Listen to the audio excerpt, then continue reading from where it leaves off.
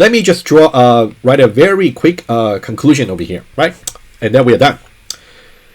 We talk about basically the push operation or the DQ operation.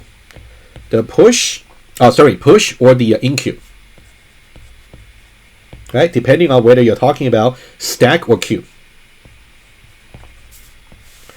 And we're talking about worst case and versus average case, right? We talk about the worst case running time versus the amortized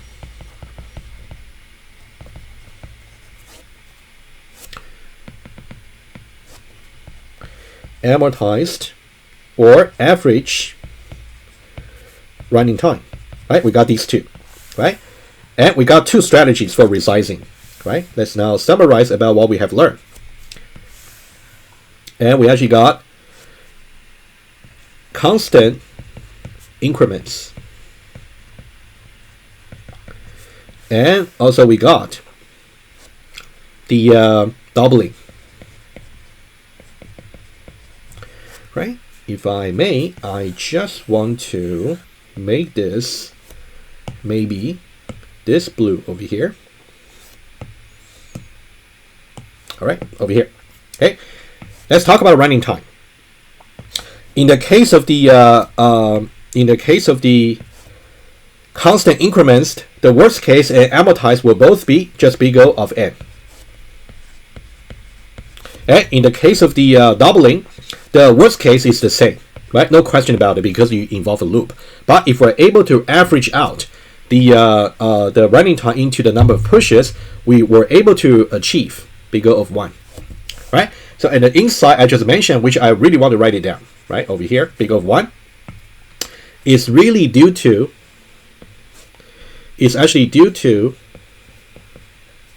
that doubling the size each time makes it substantially less frequent. Substantially less frequent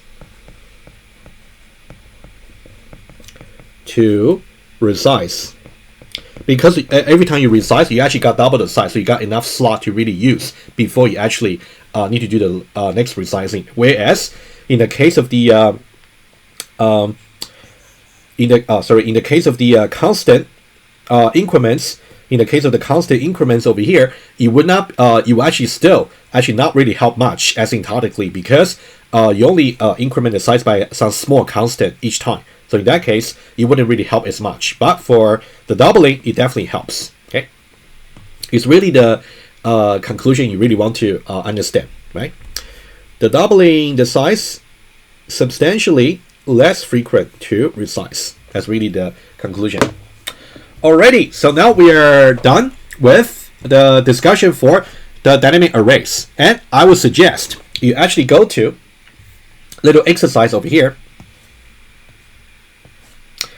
Little exercise, I'm going to write it down over here.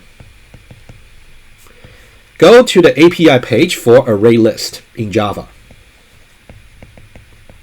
All right. And then you will see in the beginning of the API page, it talks about exactly how the array list is actually implemented. I want you to look it up, and then see, you can explore what you can find. Right, that will be my concluding exercise for you. Alrighty, so now we are done with lecture number 3, and let's now see. You just got this table over here summarizing about the key numbers that we actually use, when we actually derive the analysis for both strategies. You can definitely take a look just as a summary, but of course you should really make sure you understand about what I did over here for doubling, also what I did over here for constant increments. Make sure you can actually do such analysis from scratch on your own. I think it's very beneficial, a very nice integration between math and also programming.